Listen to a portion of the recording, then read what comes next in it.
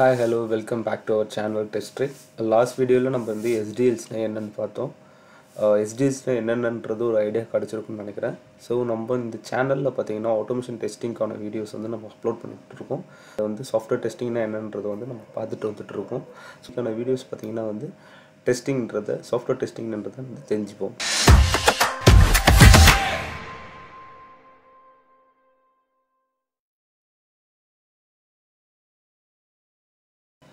டெஸ்டிங்கோட definition தெரிஞ்சுக்கிறதுக்கு முன்னாடி எந்த ஒரு விஷயம் இருந்தாலும் சரி அதை வந்து 3 கொஸ்டினால் அனலைஸ் பண்ணி பார்க்கணும்.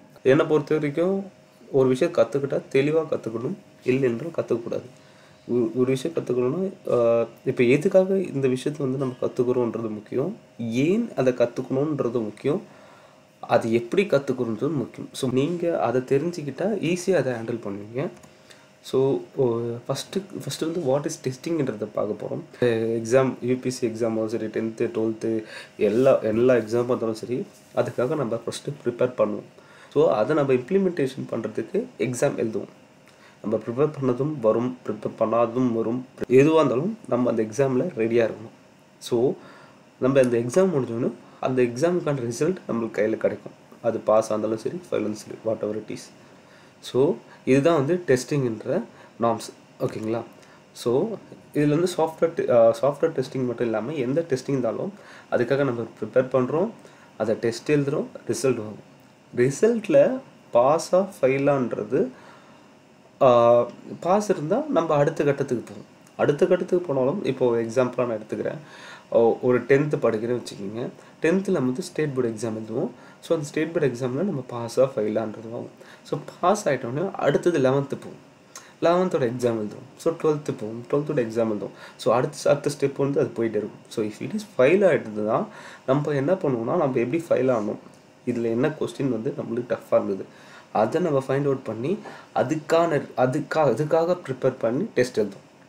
ஸோ இது வந்து சர்க்கிளாக வந்து ஆகிட்டே இருக்கும். ஸோ நம்ம வந்து ஃபெயில் ஆனாலும் சரி, பாஸ் ஆனாலும் சரி, பாஸ் ஆகிட்டுனா அடுத்த ஸ்டெப்பில் போய் நம்ம எக்ஸாம் எழுதி பாஸ் பண்ணுவோம். ஸோ ஃபெயில் ஆகிட்டுனா அதே ஸ்டெப்பில் என்ன நம்ம தப்பு பண்ணியிருக்கோம்ன்றதை நம்ம அதோட ப்ரிப்பேர் பண்ணி டெஸ்ட் எழுதுவோம். நெக்ஸ்ட்டு வந்து ஒய் சாஃப்ட்வேர் டெஸ்டிங்ன்றதை வந்து தெரிஞ்சுக்கலாம். ஸோ ஒய் சாஃப்ட்வேர் டெஸ்டிங், நான் ஒரு கதை மாரி சொல்கிறேன். ஒரு பிஸ்னஸ் மேன் வந்து அவருக்கு வந்து ஆன்லைனில் பிஸ்னஸ் பண்ணணும்னு ஒரு ஐடியா இருக்குது. அவர் ஐடியா இருந்து அந்த பிஸ்னஸை வந்து ஒரு சாஃப்ட்வேர் கம்பெனியில் போய் அப்ரோச் பண்ணி அவருக்கான யூனிக்கான சாஃப்ட்வேரை வந்து க்ரியேட் பண்ணிக்கிறாரு. ஸோ சாஃப்ட்வேரை க்ரியேட் பண்ணணும், அந்த சாஃப்ட்வேர் லான்ச் பண்ணி யூசர் கையில் எடுத்துகிட்டு போய் கொடுக்குறாரு. ஸோ என் பிஸ்னஸ் வந்து நல்லா ரீச் ஆகி நல்லா நான் சம்பாரிச்சிடுன்ற அந்த ட்ரீம் இருக்கும் ஒரு பிஸ்னஸ் மேனுக்கு. யூசர் கையில் எடுத்துகிட்டு போய்டணும்னு பார்த்தீங்கன்னா சாஃப்ட்வேர் வந்து ப்ராப்ளம். ஸோ ப்ராப்ளம் ஆகிடுச்சுன்னா என்ன ஆகும்? இப்போது 10 பேர் வந்து அந்த பொருளுக்காக அமௌண்ட் கட்டியிருக்காங்க, அந்த பொருள் கையில் கிடைக்கலன்னா என்ன ஆகும்? அவங்க போய் கம்ப்ளைண்ட் ரைஸ் பண்ணுவாங்க. ஸோ கம்ப்ளைண்ட் ரைஸ் பண்ணாங்கன்னா அவங்க போலீஸ் ஸ்டேஷனில் அவரை கூப்பிட்டு என்கொயரி பண்ணுவாங்க. அப்போ அரெஸ்ட் கூட வரலாம். ஸோ அரெஸ்ட் ஆகிட்டு அந்த சாஃப்ட்வேர் கம்பெனி க்ளோஸ் பண்ணிடுவாங்க, அந்த அந்த கஸ்டமர் வச்சுருந்த கம்பெனி க்ளோஸ் பண்ணிடுவாங்க. இந்த சாஃப்ட்வேர் வந்து கரெக்டாக இருக்கா இல்லையான்னு செக் பண்ணுறது தான் சாஃப்ட்வேர் டெஸ்ட்டரோட வேலை. ஸோ அந்த சாஃப்ட்வேர் வந்து கரெக்டாக ஒர்க் ஆகுதா, பேமெண்ட் எல்லாமே கரெக்டாக ஒர்க் ஆகுதா, பேமெண்ட் மட்டும் இல்லாமல் எல்லா ஃபங்க்ஷன்ஸும் ஒர்க் ஆகுதான்றதை செக் பண்ணுறது தான் ஒரு சாஃப்ட்வேர் டெஸ்ட்டரோட வேலை. ஸோ அவரு கரெக்டாக அந்த வேலையை முடிச்சிட்டாருன்னா எந்த ப்ராப்ளமும் இல்லை, அப்ளிகேஷனும் வந்து கண்டிஷன் குட்டாக இருக்கும். ஸோ பாஸ் ஆகிட்டோன்னே அடுத்த ஸ்டெப் போகலாம். ஸோ பிஸ்னஸ் மேனுக்கும் அவரோட ட்ரீம் வந்து ட்ரூ ஆகும். ஸோ இதுதான் வந்து எதுக்கு நம்ம சாஃப்ட்வேர் டெஸ்டிங் பண்ணுறன்றதுக்கான இம்பார்ட்டன்ஸ்.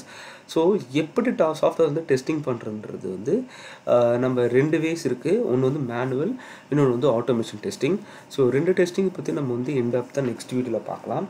ஸோ இந்த சேனலில் பார்த்தீங்கன்னா வந்து ஆட்டோமேஷன் டெஸ்டிங்க்கு நம்ம எப்படி வந்து ஒரு ஐடி கம்பெனியில் டெஸ்டிங் ஜாப்க்காக போகிறதுன்றதுக்கான தெரிஞ்சுக்கிறதுக்கான எல்லா வீடியோஸும் நம்ம போஸ்ட் பண்ணிகிட்ருக்கோம். நீங்கள் வந்து இந்த வீடியோ பார்த்து சப்போர்ட் பண்ணுறது இல்லாமல் யாராவது உங்களுக்கு தெரிஞ்சவங்க இந்த சாஃப்ட்வேர் கம்பெனியில் வந்து போகணுன்ற ஐடியா இருக்கவங்களுக்கு இந்த வீடியோ ஷேர் பண்ணுங்கள், அவங்களுக்கும் யூஸ்ஃபுல்லாக இருக்கும்.